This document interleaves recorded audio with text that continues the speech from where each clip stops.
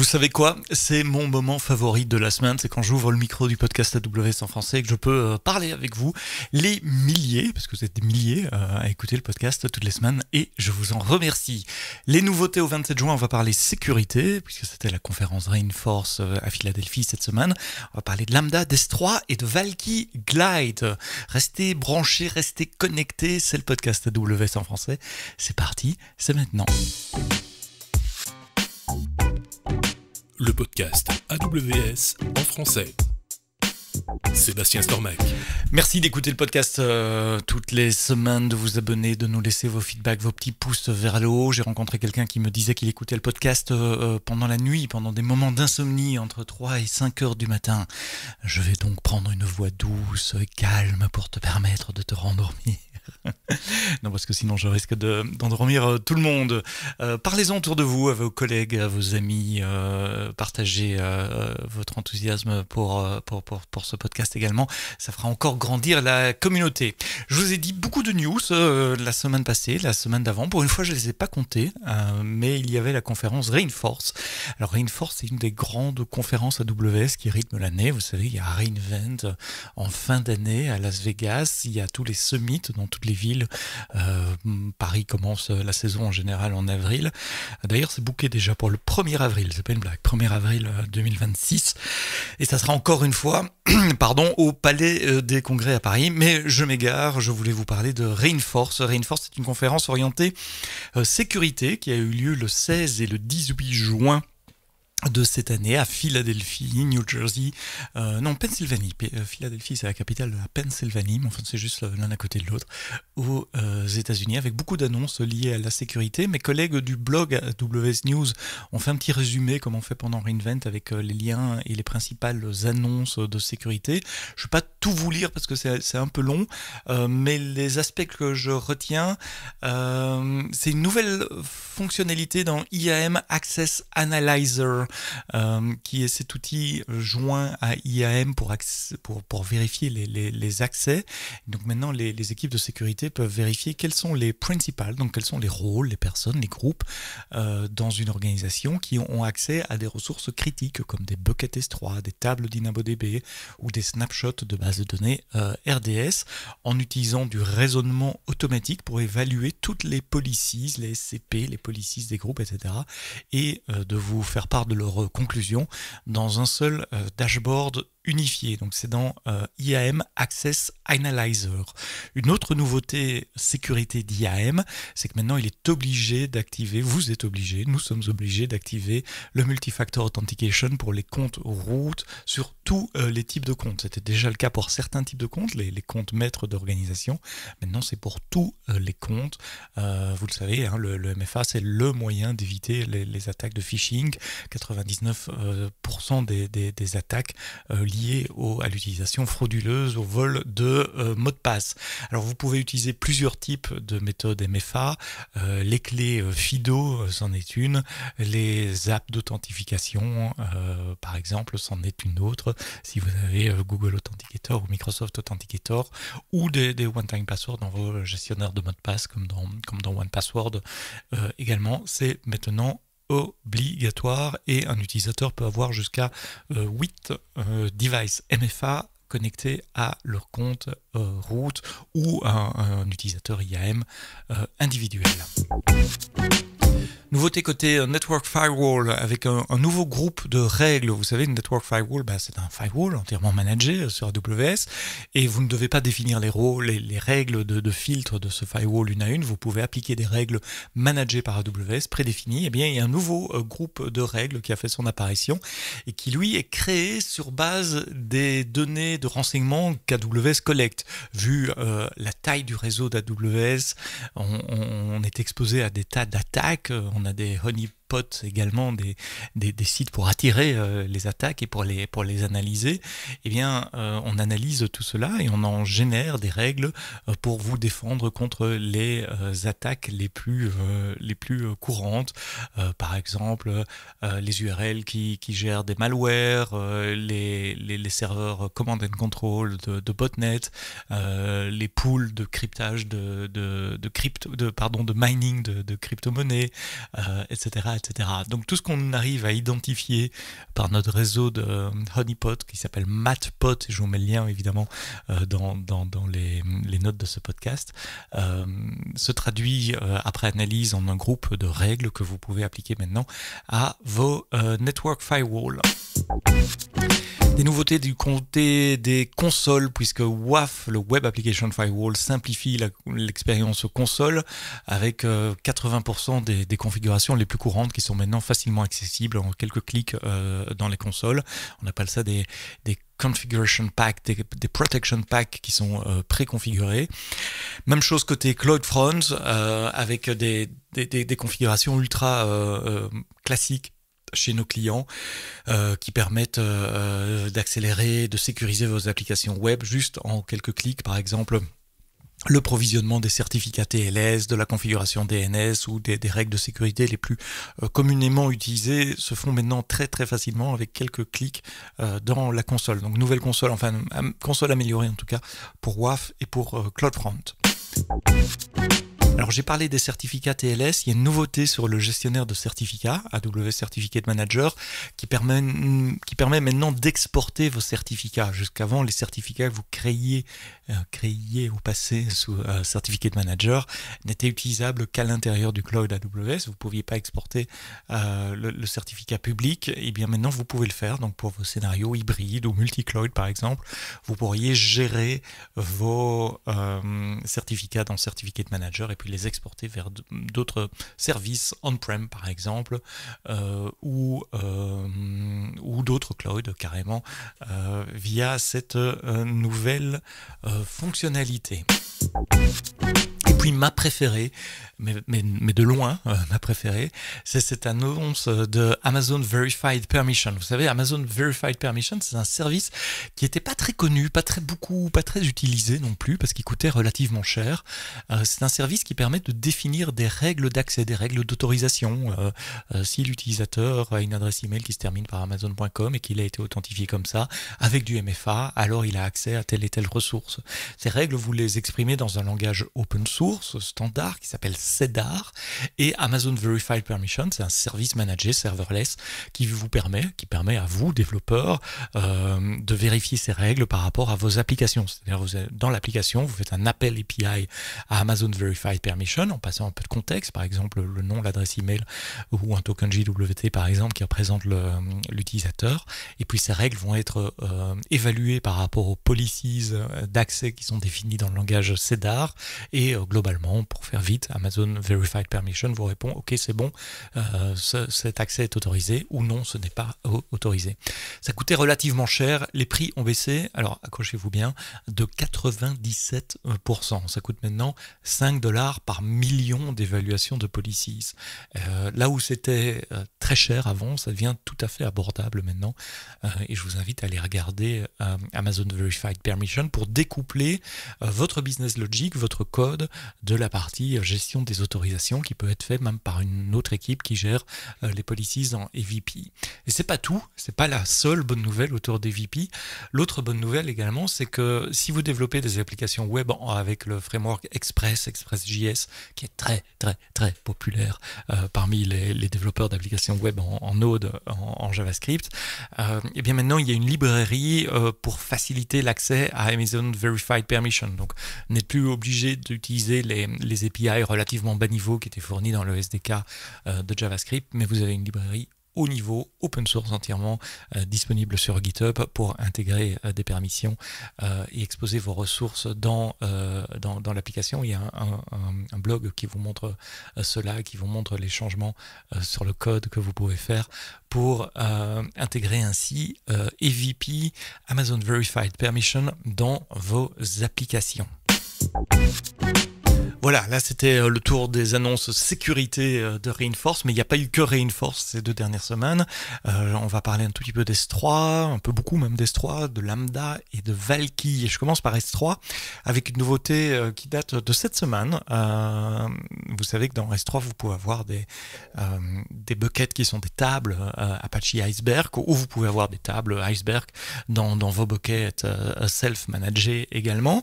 Et donc Apache Iceberg est ce format de données qui qui permet de créer des data lakes, et c'est surtout un format de données orienté colonne mais modifiable, donc vous pouvez aller effacer des records ou les modifier éventuellement, et c'est accessible en SQL avec des outils comme Athena ou Spark par exemple. Un des challenges avec ce format modifiable, c'est que après avoir fait beaucoup de modifications, il peut y avoir des trous, je parle avec des guillemets, dans les fichiers texte d'Apache Iceberg, ce qui va ralentir les performances des queries, par exemple. S'il y a beaucoup de données qui ont disparu, il faut quand même lire des gros fichiers, ce qui va prendre un peu plus de temps que si les fichiers sont plus petits. Donc une des opérations régulières qu'on fait sur ce genre de table, c'est de les compacter.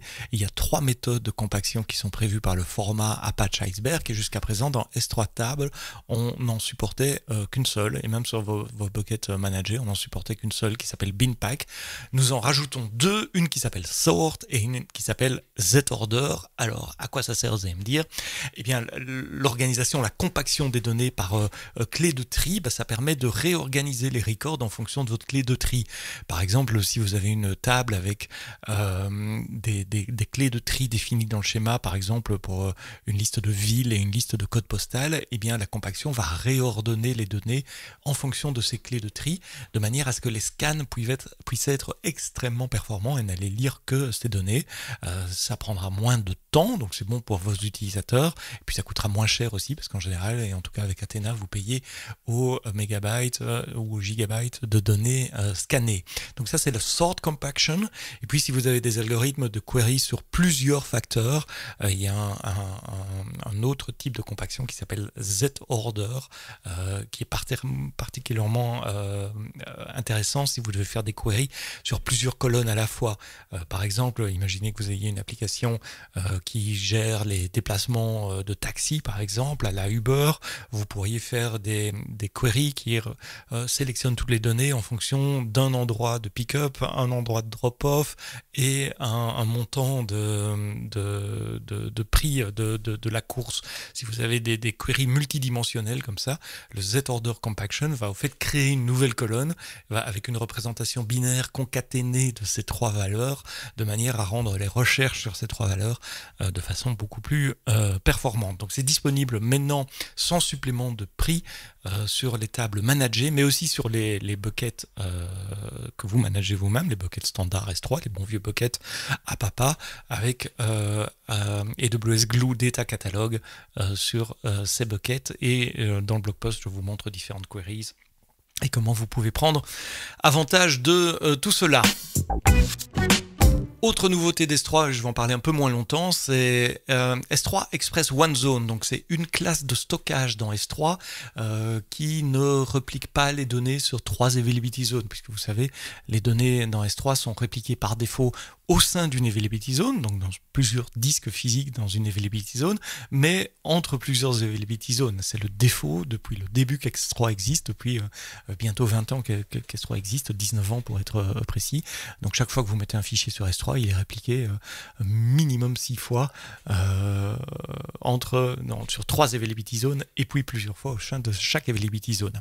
C'est un système distribué, donc ça a quelques contraintes, notamment en termes de consistance, et une des contraintes qu'il y avait sur le S3 standard, c'est qu'il n'est pas possible de renommer de façon atomique en une seule opération des fichiers. Il faut plutôt faire un copy on write, donc copier l'ensemble du fichier, recopier l'ensemble du fichier sous un autre nom. C'était le moyen de renommer des fichiers.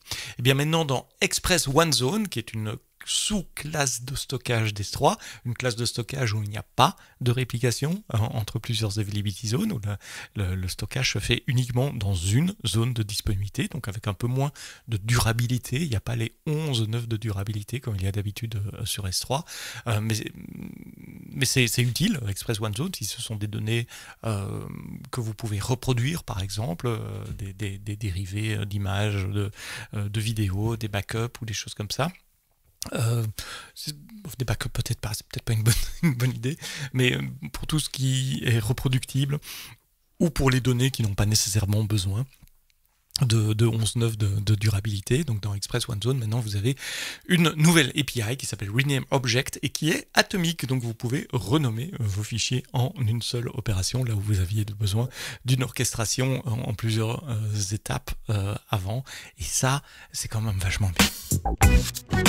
Côté Lambda, une nouveauté également, c'est le support en natif des formats Protobuf et Avro pour les événements Kafka. Vous êtes de plus en plus nombreux à écrire des fonctions Lambda pour traiter des événements au fil de l'eau qui arrivent sur Kafka et puis qui déclenchent des traitements dans Lambda. Et c'est très souvent que vous utilisez le format Avro ou Protobuf avec ces événements Kafka. Que ça soit pour l'Event Source Mapping d'Apache Kafka, l'ESM, ou le Confluent Cloud Schema Registry, CCSR, ou avec Glue également, ou votre solution de gestion de schémas. Vous pouvez ainsi maintenant valider vos schémas, filtrer les événements, processer les événements en utilisant les outils de open source de l'écosystème Kafka. Et puis si vous utilisez les Power Tools pour Lambda, cette fameuse librairie que la plupart des clients ou des développeurs Lambda utilisent, eh bien vous pouvez également processer vos événements Kafka sans devoir écrire du code de marshalling, donc de désérialisation, ce qui sera plus simple dans vos fonctions Lambda, puisque maintenant la librairie PowerTools supporte le format Kafka out of the box. Alors quand je dis le format Kafka, c'est Avro ou Protobuf, ces formats qui permettent de faire du stockage relativement efficacement, d'être très rapide en sérialisation, en désérialisation, qui supportent des modifications sur leur schéma de données et évidemment, puisqu'ils sont standards, l'interopérabilité entre différents langages de programmation. C'est disponible dans toutes les régions commerciales où les data sources Kafka sont disponibles, sauf, je ne sais pas pourquoi, Israël, la Malaisie et Calgary. Je suppose que ça arrivera très bientôt si vous déployez dans ces régions-là. Puis dernière nouveauté que je voulais partager avec vous aujourd'hui, vendredi 27 juin, c'est Valky qui lance Glide 2. Donc Glide, c'est un driver pour accéder à Valky. Je dois peut-être commencer par Valky. Valky, c'est la version open source qui est et restera toujours open source de Redis. Vous savez qu'il y a eu tout un bazar autour des licences Redis, ça a encore changé récemment. Suite à ça, il y a eu un fork de Redis sous l'égide de la Linux Software Foundation. La plupart des grands vendeurs, Google, Microsoft, AWS, se sont ralliés derrière ce fork. Et donc maintenant, le futur d'AWS Elastic Cache tourne plutôt côté Valky, qui est un drop-in remplacement, qui était en tout cas au moment du fork, un drop-in remplacement de Redis. Valky a un nouveau driver qui est un projet open source qui était initié par AWS, mais qui là aussi a le support de la communauté, qui s'appelle Glide. C'est un driver multilangage dont le cœur est écrit en Rust et puis il y a des couches de binding dans différents langages. Et bien Glide 2, le driver pour accéder à des données dans la base de données in-memory Valky, est maintenant disponible en version 2. Alors c'est quoi les nouveautés? Il y a le support de Go comme nouveau langage accessible grâce aux contributions de Google. Il y a le support également de OpenTelemetry c'est un framework qui est neutre, qui n'est pas soutenu par un vendeur, qui sert à générer, à collecter, à exporter des données de télémétrie pour avoir de la visibilité sur la performance de vos applications côté cliente. Et puis une autre nouveauté de Glide 2, c'est la possibilité de travailler par batch, ce qui réduit l'overhead réseau, puisque vous, au lieu d'envoyer vos requêtes une à une, vous pouvez les grouper dans un seul query réseau. Donc ça réduit également la latence pour accéder à des données qui sont fréquemment accédées. Donc ça, c'est Valky Glide. Il est compatible avec les versions 7.2, 8.1 de Valky et également les versions 6.2, 7, 7.2 de Redis open source évidemment avant le changement de licence. Comme d'habitude, toutes les infos dont j'ai parlé sont disponibles dans votre application de podcast. Vous scrollez un tout petit peu et vous trouverez tous les liens pour en savoir plus. Merci d'avoir écouté ce podcast AWS en français jusqu'au bout. La semaine prochaine, non pas un, mais 2 épisodes. Nous parlerons Women in Tech, équité, diversité et inclusion chez Orange. Et puis, vendredi, ça sera le premier épisode de juillet et le dernier épisode enregistré au Summit AWS à Paris, depuis le pavillon d'exposition du Palais des Congrès. On parlera de sécurité, d'enclave sécurité, de gestion de sécurité, de clés de chiffrement notamment avec Thales. Ça sera pour vendredi prochain. Mais d'ici là, quoi que vous codiez, codez-le bien.